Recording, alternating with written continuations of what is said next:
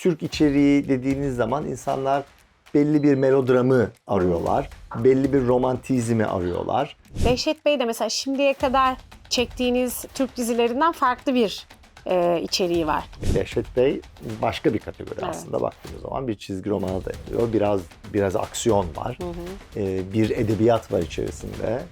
NBA spor meraklılarına şimdi müjdeler vereceğiz herhalde. Aşağı yukarı 100'ün üzerinde maç izleyecekler izleyicilerimiz sezonda. Hiç boş göndermiyorsunuz yani izleyiciyi bir şekilde kalıyor orada. O filmler de çok güzel bir seçki var orada bir taraftan. Sinema sonrası filmleri biz çok seviyoruz. MGM, Sony ve NBC stüdyolarının filmleri bugün sinema sonrasında Prime Video'ya geliyor. Listemde yine Nautilus diye bir dizi geldi. Denizler Altında 20 Fersah kitabının bir uyarlaması. O listemde bir sonra bakacağım dizi o. Aysun Öz'e başka şeylerden merhabalar. Bugün benim çok sevdiğim, uzun zamandır da içerikler hakkında konuştuğum, sevdiğim bir arkadaşımla görüşeceğiz. Siz de eminim çok videolarını izliyorsunuz. Prime Video Türkiye Ülke Müdürü sevgili Alptuğ Çopuroğlu ile birlikteyiz. Evet Alptuğ, uzun zamandır sohbet etme fırsatı bulmamıştık. Neler geliyor, neler var. Böylece bu fırsattan istifade seyircilerimiz de Prime Video'da neler oluyor, en çok hangi diziler, yapımlar izleniyor, neler gelecek daha da önemlisi aslında merakla beklenen pek çok da yapım var. Onları konuşmuş olacağız böyle ekranların önünde, kameranın önünde. Önce şeyi sormak istiyorum. Prime Video çok güçlü içeriklerle, üstelik Türkiye'ye de eski yıllara oranla büyük yatırım yaparak sezona giriş yaptı ve yeni sezonlara da hazırlanıyorsunuz, onu da biliyorum. Nasıl gidiyor? İlgi nasıl? Özellikle Türk yapımları dünyada nasıl ilgi gördü? Teşekkür ederim öncelikle beni konuk ettiğin için. Biliyorsun 2018 yılında Amazon olarak Türkiye'ye girdik. 2020 yılında Amazon Prime'ı lanse ettik ve 2020'den beri Prime Video'da Amazon Prime'ın bir parçası olarak Türk izleyicilerine Türkçe bir arayüz ve Türkçe dil seçenekleriyle sunuluyor. 2022 yılında senin de söylediğin gibi yerel yatırımlarımızı arttırmaya başladık hem pazarlama hem içerik alanında. 2023'ten itibaren de Türk orijinal yapımlarıyla piyasaya giriş yaptık diyeyim. Önce Rüyanda Görürsün, ardından Bihter, sonra Düğüm, Arda Turan, Mavi Mağara, 39 Derecede Aşk gibi içeriklerimizle izleyicilerle buluşturduk. Yurt dışı tarafından, yani bunlardan aldığımız geri dönüşten çok mutluyuz bir kere her şeyden önce. Gerçekten Türk izleyicisi büyük bir teveccüh gösterdi ve gerek izleyici rakamlarındaki artıştan, gerek toplam izlemenin artışından çok mutluyuz. Türkiye şu anda Prime Video ülkeler içerisinde en hızlı büyüyen ülkelerden bir tanesi ve şirket olarak da bundan mutluyuz ve yatırımlarımızı arttırıyoruz. Yani ilk giriş yaptığımız günlere kıyaslarsak bugün aşağı yukarı 6 katına yakın fazla bir yatırım yapıyoruz Türkiye'de yıllık bazda, dolar bazında. Bu Türkiye'ye olan şirketin inancını gösteriyor. Senin de bahsettiğin gibi sadece Türkiye ile sınırlı değil. Aynı zamanda bizim içeriklerimiz yurt dışında da çok izleniyor. Evet. Yani bütün Türk içerikleri zaten çok izleniyor. Rüyanda Görürsün Orta Doğu'da çok izlendi. Bihter Orta Doğu'nun üzerine bir Latin Amerika'yı ekledi. Onun üzerine Mavi Mağara Latin Amerika ve Orta Doğu'nun üzerine bir de İtalya ve İspanya'yı ekledi. Yani her yaptığımız bir tık daha yurt dışında fazla izlenerek yolculuğuna devam ediyor. Önümüzdeki dönemden de çok heyecanlıyız. Senin de bahsettiğin gibi çok ilginç şeyler oluyor. İlginç şeyler yapmaya başladık. Televizyon dizilerini getirmeye başladık. Orada bir öncü duruşunuz oldu. Neticede o biraz izleyiciyi de şaşırttı bence. Nasıl yani? Televizyonda izlediğimiz dizi, yani ana akımdaki dizi şimdi dijital platforma geliyor ve biz onu reklamsız izleyeceğiz ve hani kolayca da izleyeceğiz. Açtığımız anda, dokunduğumuz anda karşımıza gelecek. Herhangi bir şeyle uğraşmadan kolayca. Bu izleyiciyi önce şaşırttı. Sonra zaten sizin bu açtığınız yolda diğer kanallar ve platformlarda bunu takip etti. O yüzden bu iyi bir fikirdi bence. Orada dediğin gibi biz bir ilke imza attık. Bahar dizisinin ikinci sezonuyla beraber ve onu Prime Video'da ana akım televizyon yayınının hemen ertesi gününde yayına aldık. Onun geri dönüşlerinden çok memnun kaldık ve ikinci adımı attık. Kanal D Neşref Rüya dizisini bu sefer ilk bölümünden itibaren yayına aldık. Ve dizinin reyting yükselişini biz kendi metriklerimizde de çok iyi görüyoruz. Her bölüm artan reyting, her bölüm artan izlemeye yol açıyor bizde. Çok mutluyuz sonuçlarından. Hatta Eşref Rüya'da bir de şöyle bir ilke imza attık. Türkiye yayınından bir hafta sonra da Orta Doğu'da Arapça dublajlı olarak yayına alıyoruz. Evet, onu Yani sadece soracaktım Türk ben. izleyicisiyle değil, Arapça konuşan bölgelerdeki izleyiciyle de buluşturduk bu diziyi. Öncü bir hareket oldu. Evet. İlk defa yapıldı Türkiye'de. Bunun da biraz da ekonomik de nedenleri var. Çünkü dizi Televizyon sektörü ve dizi kolay sektörü, değil. evet, yani dizi ve televizyon ekonomisi biraz bir açmaza doğru sürüklenmeye başladı. Yapım maliyetleri gittikçe artıyor. Reklam gelirleri aynı düzeyde Azalıyor. artmıyor. Ve hatta belki Azalıyor. azalıyor şu anda dönemsel olarak. Bu da dizi yapımını, televizyoncuları oldukça zorlamaya başladı. Bu isteğe bağlı, daha doğrusu aboneliğe bağlı yayıncılık penceresi de bugüne kadar Türkiye'de es geçilmişti aslında. Evet. Televizyon içerikleri için, diziler için. Hep televizyon yayından sonra YouTube'a giriyordu içerikler. Hatta rakip görüyorlardı birbirlerine. Çok rakip olmasalar da biraz öyle bir bakış açısı vardı sanki. Şimdi aynı yolda yürünebileceğini görmüş Evet, olduk. yani aslında bütün dünyada yapılan bir şeyi yaptık. Sadece Türkiye'de bu yapılmıyordu. Biz de biraz daha Aynen, yani o araya biz bugüne kadar olmayan bir aboneliğe dayalı bir pencere açtık. Ve ek bir gelir yarattık aslında sektöre, hem yayıncılara hem yapımcılara. büyük kan olduğunu düşünüyorum. Yorumlar ve tepkiler nasıl? Çünkü yani dizi sektörü Türkiye'nin en büyük güçlerinden bir tanesi. Yani soft power dediğimiz şey bu zaten. Bizim dizilerle dünyada yarattığımız o güzel enerjimiz dünyaya yayılıyor diziler vasıtasıyla. Ama o bir taraftan da böyle zorlaşıyordu. Maliyetler artıyor dediğin gibi. Tekrar aynı kaliteyi sürdürmek, yani dünyaya dizi satmak kolay değil. Bunu başardık. Bir de sürdürmek daha da zor. O bence böyle bir şey, taze bir kan oldu bu hareket. Evet, aynen öyle. Yani dediğim gibi yeni bir pencere açtık orada. Yeni bir gelir modeli yarattık. Daha kendimizden emin bir testle başladık. Tutmuş bir dizinin ikinci sezonuyla başladık. Daha sonra dedik ya bu çalışıyor. Yeni ses getirecek bir diziye ilk bölümünden itibaren Eşref girelim. Rüya'da Eşref Rüya'da böyle oldu. Yani Eşref Rüya bugün akşamının lideri AB reytinginde, ABC reytinginde ve yayının ertesi günü Prime Video'da yayına giriyor. Çok güzel geri dönüşler aldık biz. Hem izleyicilerden reklamsız oluşu, kolay izlenebiliyor oluşu. Sektörden de çok güzel geri dönüşler aldık. Yani biz 2 kere yaptık. İşte dediğin gibi başka yayıncılar da bu kervana katıldılar diyeyim. En nihayetinde ticari olarak mantıklı olan bir şey. Burada da bu vesileyle burada bize destek veren yapımcı iş ortaklarımızın ve kanal yöneticilerine de teşekkür etmiş olayım. Yani öncü bir şeye herkes bir cesaret gösterdi ve böyle sektör için umarım hayırlı olacak bir yola girdik. Evet. Orada herkesin aklına gelen şu soru olabilir. Neticede ertesi gün Prime Video'da yayına girecek olması televizyon izleyicisini çok etkilemiyor. O yine de yayınlandığı anda önce televizyonda izleyecek olan yine televizyonda izliyor. Ama zaten normalde platformu tercih edecek olan da platformu tercih ediyor herhalde. Orada birbirini kesen bir durum değil, hatta birlikte ve çoğalan bir durum var sanki. Evet, öyle. Bir de tabii şunu söylemek lazım. Yani Türkiye çok ciddi bir dizi üretimi olan bir ülke. Yani 6-7 tane ana kanal haftanın 5-6 akşamı dizi üretiyorlar. Evet. Sizin normal bir tüketici olarak akşamda izleyebileceğiniz bir tane dizi oluyor.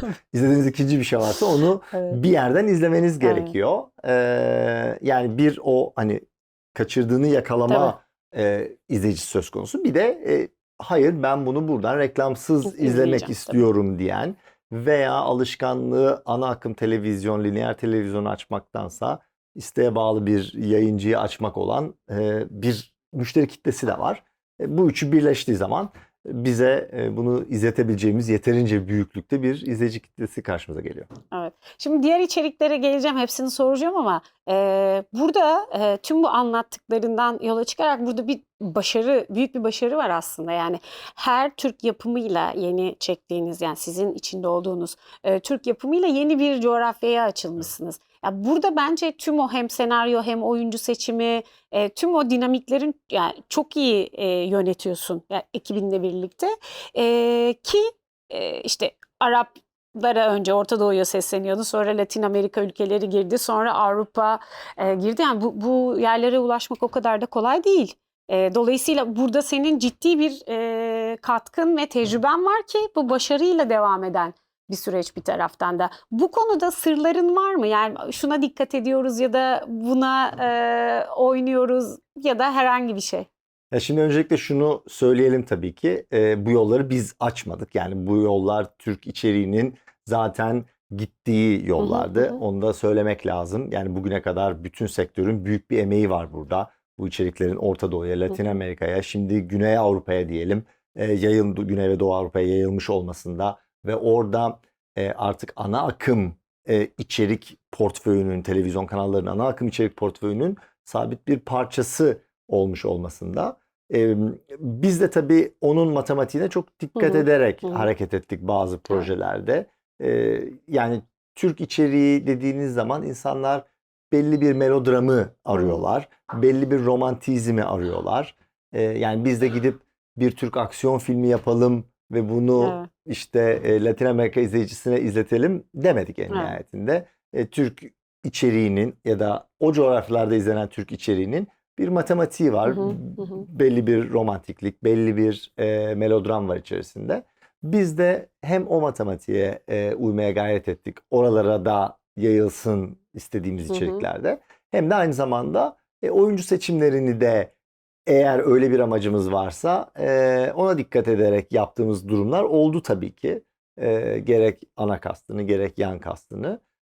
Ve o coğrafyalardaki arkadaşlarımıza da tabii yakın iletişimde olduğumuz için onlar da o coğrafyalarda tanıdıkları, bildikleri, izleyicilerinin aşina olduğu yüzleri gördükleri zaman onlar da o içeriği kendi lokal servislerinde öne çıkarmak için ellerinden geleni yaptılar. Evet.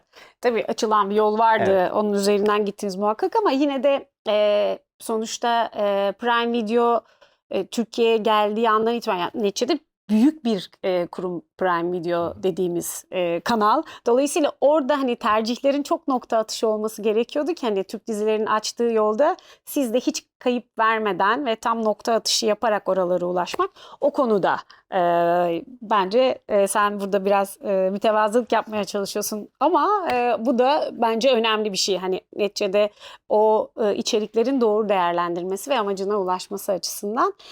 Tabii Eşref Rüya'yı biraz anlattın. O gayet iyi gidiyor bir taraftan. Ha, orada şeyi de soracağım. Özellikle Arap izleyicisi için, Orta Doğu için Arapça dublaj dedin. Onlar dublajlı izlemeyi seviyorlar galiba, Evet, değil mi? yani Türk içerikleri genelde yayıldığı coğrafyalarda ana akımın bir parçası olabilmesi için ister istemez Tabii. dublajlı olması gerekiyor. Yani bu Latin Amerika'da da aynı şekilde, Orta Doğu'da da aynı şekilde ki televizyonda, ana akım televizyonda kendine yer bulabilsin. Evet.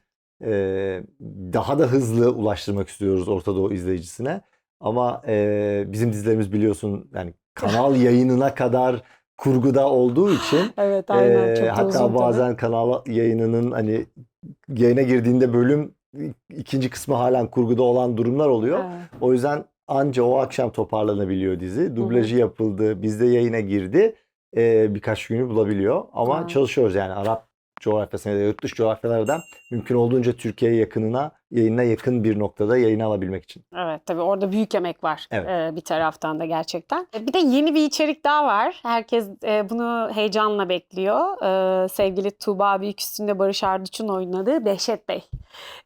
Biraz tüyo verecek misin bize? Sen ağzı çok sıkı bir yöneticisin biliyorum, öyle kolay kolay anlatmazsın ama ne söyleyebilirsin? Birazcık tüyo versene, ne izleyeceğiz? En azından nasıl bir yapım olacak vesaire.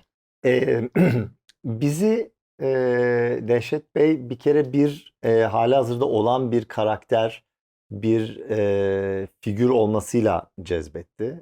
Bir izleyicisi, bir okuyucusu var Evet. daha doğrusu. Bir çizgi romana Evet. dayanıyor. Hatta onun çizeri benim arkadaşım Evet. Kutlukan Perker. Evet, O yüzden evet. Kutlukan'ı da buradan almış olalım. Evet. Biz şeyleri çok seviyoruz. Yani bir geçmişi olan, belli bir IP'ye dayalı, bilinen işlerin üzerine gitmeyi çok seviyoruz. Dehşet Bey de buradan bizim ilgimizi çekti. Bir takipçi kitlesinin Evet. olması. Ve çok güzel bir hikaye. Bir mafya diyeyim, karakterinin aşkı için aslında yaptığı işi bırakması, o işlerin içerisinden çekilmeye çalışmasını anlatıyor. Dediğin gibi Tuğba Büyüküstün ve Barış Arduç başrollerinde çekimleri devam ediyor. Biz de çok heyecanlıyız. Çok güzel görüntüler görüyoruz. Muhtemelen sonbahar, kış gibi izleyicilerimizi buluşturmayı planlıyoruz. Evet, yani yeni sezonda Evet. bizimle birlikte olacak Evet, Dehşet Bey. evet. Aslında yani Dehşet Bey de mesela şimdiye kadar çektiğiniz Türk dizilerinden farklı bir içeriği var. Yani bu bir çizgi romana dayanıyor olması, daha edebi bir tarafının da olması. Aslında her dizide, her yeni yapımda farklı bir şey de deniyorsunuz da diyebilir miyiz? Farklı alanlar, Biraz farklı öyle. janralar. Yani baktığın zaman rüyanda görürsün, bir romantik komediydi. Evet. Üzerine Bihter geldi. Yine bir büyük Evet. bir esere dayanan hem roman hem diziye dizisi çekilmiş geçmişte bir iş. Onun ardından Düğüm geldi. Daha polisiye drama. Arda Turan geldi. Bambaşka bir şey. Bir insanın, başarılı bir sporcunun belgeseli. Mavi Mağara bir melodramdı. Yine bir romantik komediyle 39 derecede aşk geldi.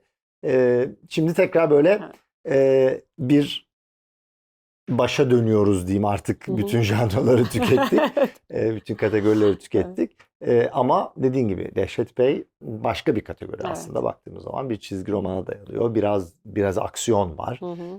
Bir edebiyat var içerisinde. Biraz edebi konuşan bir karakter. O yüzden biz çok heyecanlıyız. Çok da güzel görüntüler görüyoruz setten. Tuğba da sık sık böylece Türkiye'ye gelip gidiyor. Hangi coğrafyada daha çok ilgi göreceğini düşünüyorsun Dehşet Bey'in? Hani böyle nokta atışı yapıyorsunuz, bu burada bu burada, ama daha böyle farklı bir yere ulaşır mı? Bence Türkiye ve Orta Doğu ağırlığının çok olmasını bekliyorum ben. Biraz karakterden dolayı tabii azıcık erkeğe kaçan bir yapısı var. O da bence Orta Doğu'da kendine çok iyi bir yer bulacak. Evet, anladım.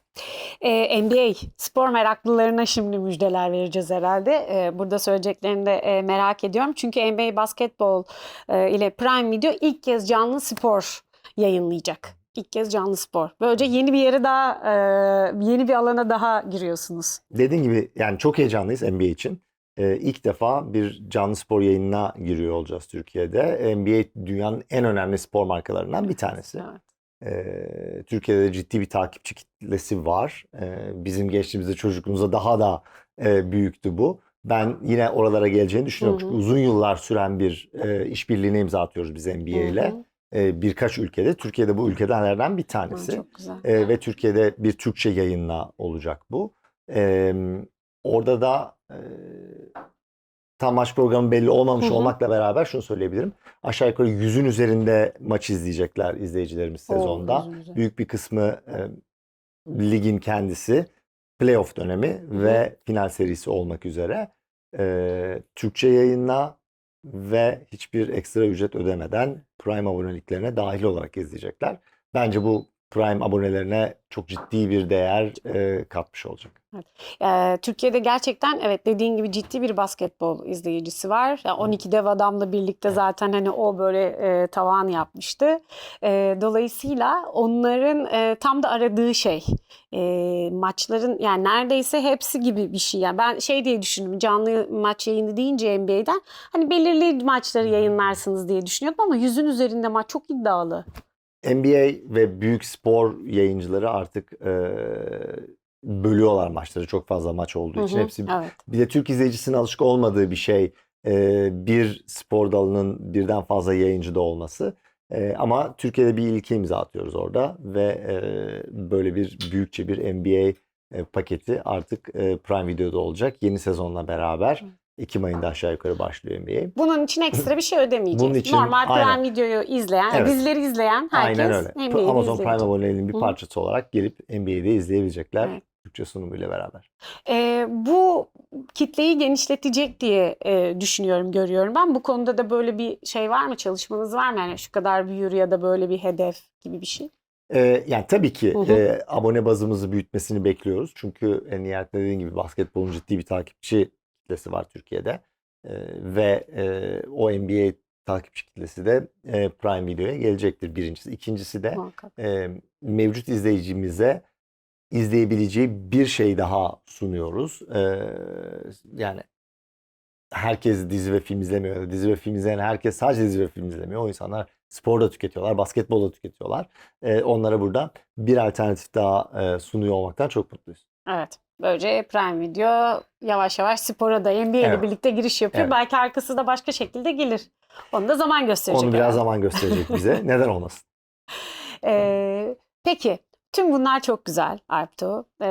Böyle güzel içeriklerle buluşturuyorsunuz. Bir de şey soracağım ya.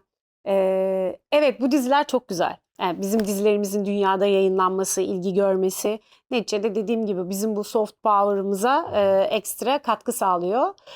O yüzden ellerinize sağlık. Ama bir de şu var. Şimdi ben yani izleyici olarak bunu söylerim. Gazeteci olarak da bunu söylerim tabii ki de, ama izleyici olarak da şimdi girdiğimde Prime Video'ya hani çeşitli içerikler için ya da o gün ya ne izlesem diye, ya da ben önermek için de çok izliyorum çünkü Ne Yapsak programında önerilerde de bulunduğum için ne izlesek diye asla boş çıkmıyorum. Hı hı. Yani saatlerce düşünmeme ya da dakikalarca düşünmeme gerek kalmıyor ya da bakmama gerek kalmıyor. Çünkü mutlaka beni bir kült film yakalıyor. Uzun zamandır izlemediğim, yani bir kere daha izlemek isteyeceğim ya da eskiden sinemaya gelmiş ve benim kaçırdığım bir şey mutlaka yakalıyor beni. Bu da bence izleyici için büyük avantaj. Hiç boş göndermiyorsunuz yani izleyiciyi, bir şekilde kalıyor orada. O filmler de çok güzel bir seçki var orada bir taraftan. Evet. Yani şimdi tabii içerik kataloğumuzun temelini Amazon orijinal dizileri ve filmleri oluşturuyor. Burada öncelikle global dizilerimiz ve filmlerimiz. Üzerine bizim Türkiye'de yaptığımız yerel içerikler. Onun üzerine sinema sonrası filmleri biz çok seviyoruz. MGM, Sony ve NBC stüdyolarının filmleri bugün sinema sonrasında Prime Video'ya geliyor. Bunun üzerine ek olarak yerli film kataloğumuz da aslında Evet. çok güzel. Evet, doğru. Orada da yani 2025'te sinemaya gelmiş, en çok gişe yapmış 10 filmin 6'sı bugün Prime Video'da veya olacak birkaç Evet. hafta içerisinde. Bunun üzerine de dediğin gibi biraz geçmiş filmler kataloğunu, arşiv filmler kataloğunu koyuyoruz. Hem yerlide hem yabancıda. Ve diziler, yani yerli yabancı diziler. Onların da arşivine çok önem veriyoruz.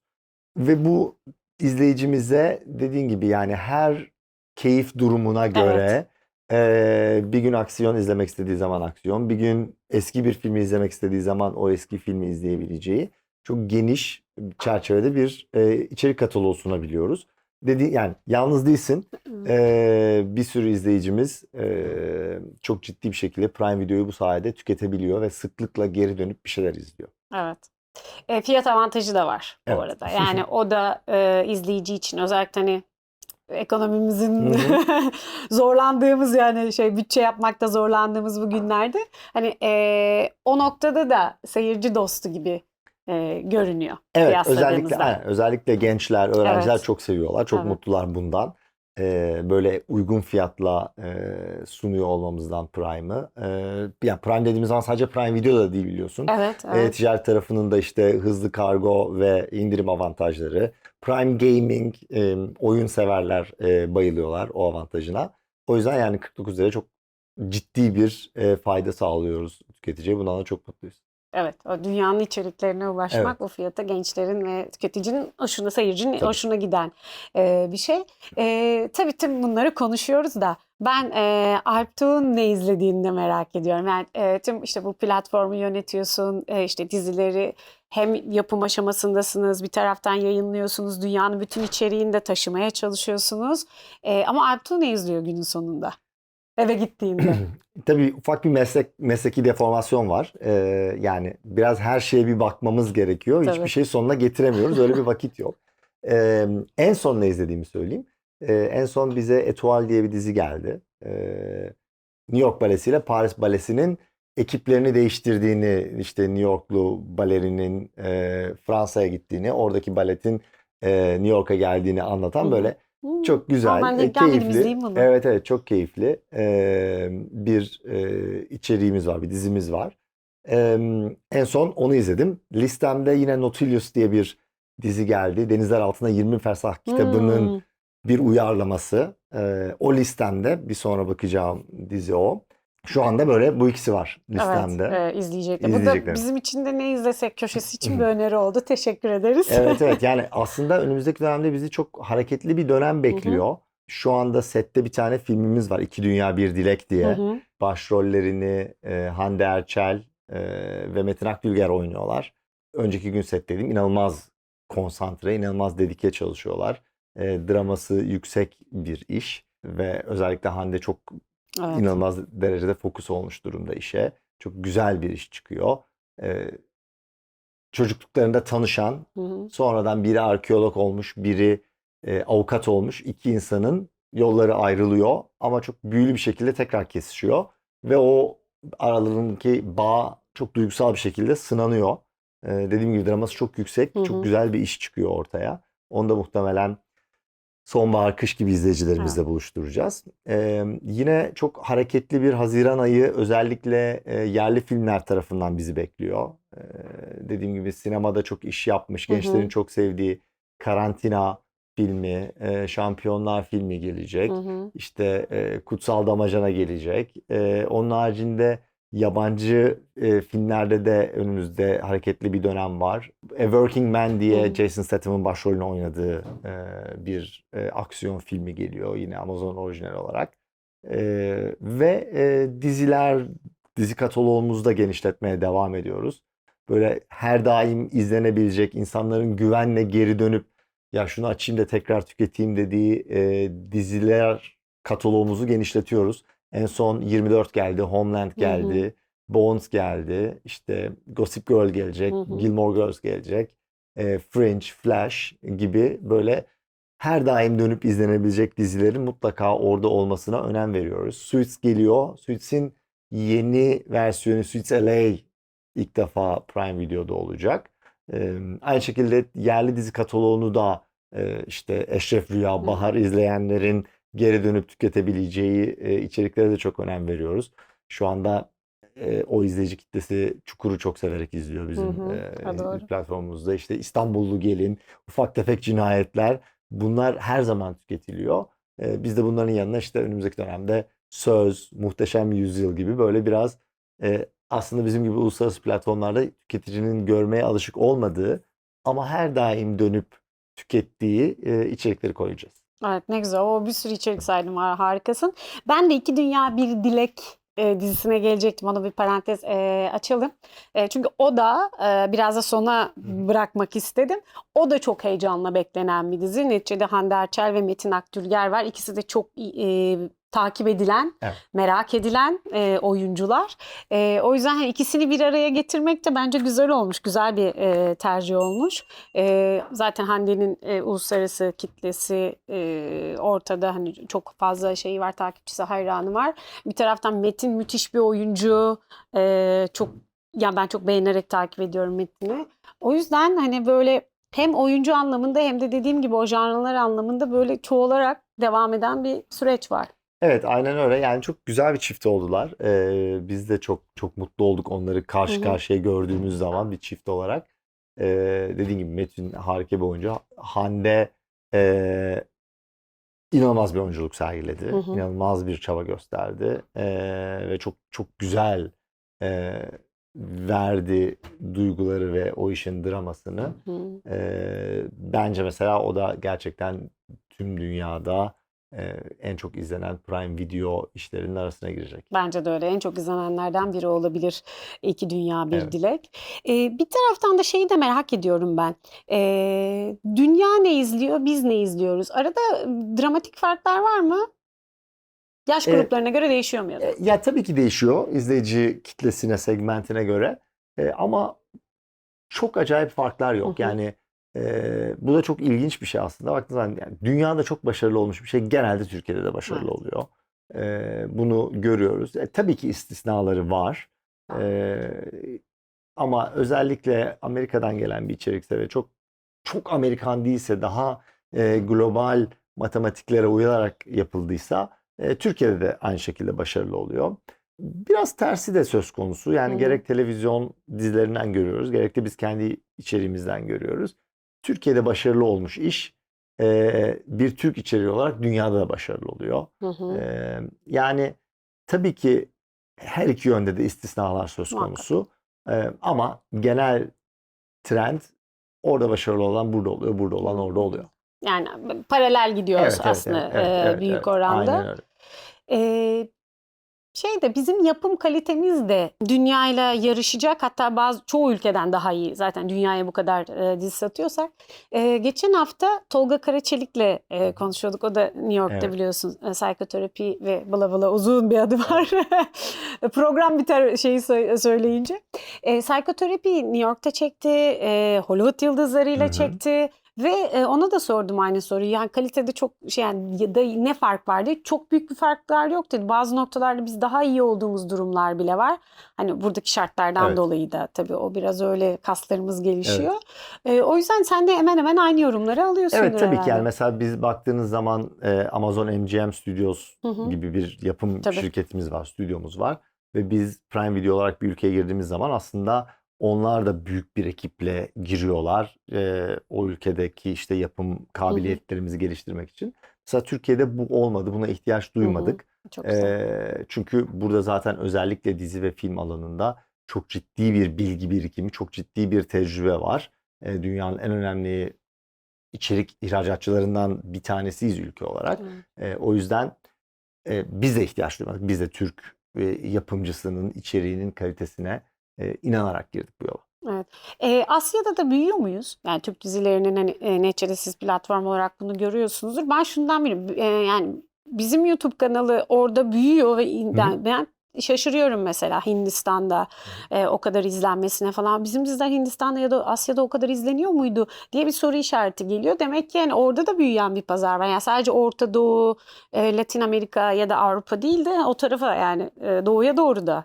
Var tabii ki yani çünkü öbür pazarlar bir yerden sonra bir doygunluğa ulaşıyor. Yani en nihayetinde siz bugün Orta Doğu'da bir televizyon kanalıysanız bütün kanalınızı Türk dizisiyle dolduramazsınız. Tabii. Yani bunun belli bir çatısı var. Oraya yavaş yavaş ulaşıyor Orta Doğu ve Latin Amerika. Şimdi Güney Avrupa, İtalya, İspanya önemli coğrafyalar. Ve dediğin gibi Hindistan veya işte Müslüman Asya ülkeleri, Malezya, Endonezya gibi onlar biraz arkadan geliyorlar. Türk içeriğine yeni talep oluşturuyorlar. Biz de heyecanla takip ediyoruz. Yani bizim yaptığımız içeriklerle mesela Hindistan'da böyle bir ilk sinyalleri almaya başladık. Evet öyle görünüyor. Bir de Hindistan'da yabancı yapım izletmek kolay değil. Çünkü onlar kendi yapımlarını izleyen bir ülke. Evet yani onlar da bizim gibi çok ciddi bir kendi üretim kabiliyetleri ve birikimleri olan bir ülkeler. O yüzden dediğin gibi yani çok yerel içerikten giden bir ülke. Bollywood diye bir gerçek var. Bollywood diye bir gerçek var hayatımızda. Aynen öyle. Çok teşekkürler. Ben çok teşekkür ediyorum. Böyle zaman su gibi aktı. Çok da güzel haberler verdin. Neler izleyebileceğimizi şöyle sonbahara kadar, hatta sonbahar sonrası yıl sonuna kadar senden öğrenmiş ve duymuş olduk. Yolunuz açık olsun. Daha da hani çok güzel işler izlemeye devam edeceğimize eminim. Vakit ayırdığın için de sağ ol. Ben teşekkür ederim ağırladığın için programında. Rica ederiz her zaman. Evet, bizden bu haftalık bu kadar. İzlediniz, duydunuz. Alptu anlattı. Prime Video'da önümüzdeki aylarda neler izleyeceğimizi. Ben heyecanlandım doğrusu. Sizin de heyecanlandığınıza eminim. Yorum yapmayı, beğenmeyi ve abone olmayı unutmayın. Önümüzdeki hafta görüşmek üzere.